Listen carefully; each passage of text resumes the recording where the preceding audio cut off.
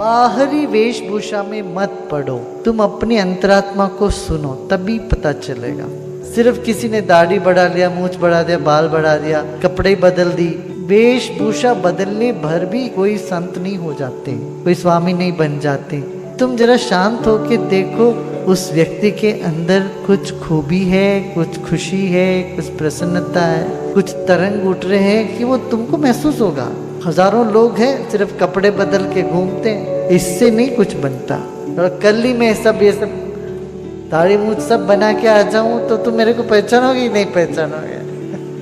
तो दिल से पहचाना जाता है। जीवन साथी को, गुरु को बाहरी लक्षण से नहीं पहचानते। कैसे पहचानते हैं? अपने दिल से पहचान। दिल में कुछ होता है, लगता है कि अच्छे हैं, सच्चे हैं, हमारे हैं, अपने हैं, तब शांत हो जाओ बस। गुरु बिना ज्ञान नहीं, गुरु बिना गति नहीं, माने आगे प्रोग्रेस ही नहीं हो सकता, गति ही नहीं है।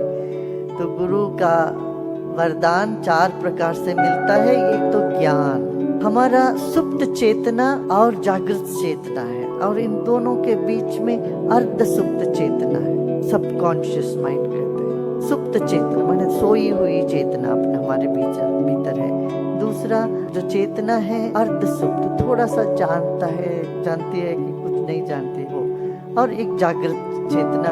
ये तीनों चेतनाओं, ये त्रिपुरा माने क्या? ये तीनों, जागृत, स्वप्न और सुषुप्ति, ये तीनों के मालिक होते हैं गुरु। अपनी मालिकियत सिर्फ अपने जागृत चेतना में ही कह सकते हैं, वो होता तो नहीं है। जागृत चेतना में भी अपना मालिकियत कहाँ होता है? लोगों को अपने ऊपर कोई कंट्रोल होता ही नहीं। मगर वो सुप्त चेतना और जागृत, ये तीनों जो चेतना, इसका जो मालिक है वही गुरु होते हैं। गुरु तत्व न होने से जीवन में न कोई गति, न कोई ज्ञान, न कुछ हम प्राप्त कर सकते हैं। हमारी इच्छाओं की पूर्ति हो न हो तो गुरु तत्व की जरूरत, गुरु की आवश्यकता है। हमें जीवन में गति मिलना हो, आगे बढ़ना हो, या कहीं ना कहीं अटके रहते हैं हम, इसमें अटक गए, उसमें अटक गए, राग में अटक गए, द्वेष में अटक गए, किसी के बारे में कुछ सोच के अटक जाते हैं। इन सब अटकाव से आगे बढ़ना हो, कुछ भी प्राप्त करना हो, जीवन में गुरु की आवश्यकता है। जीवन में मोक्ष पाना तो गुरु के बिना असंभव है।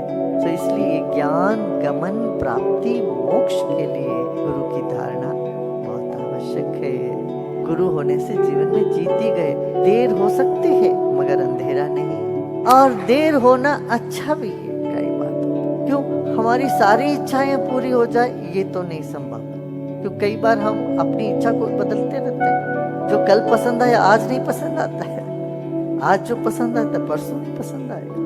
तो इसलिए हमारे लिए जो उचित है वही हमको गुरु देते हैं। तो गुरु होने से कर्म कटते हैं, जीवन में ज्योति जगती है, जीवन ज्योति है ये समझ में आती है, और मुक्त हो जाते हैं। अंदर से ऐसा एक स्वतंत्रता, स्वाधीनता, प्रसन्नता जीवन में जागते हैं।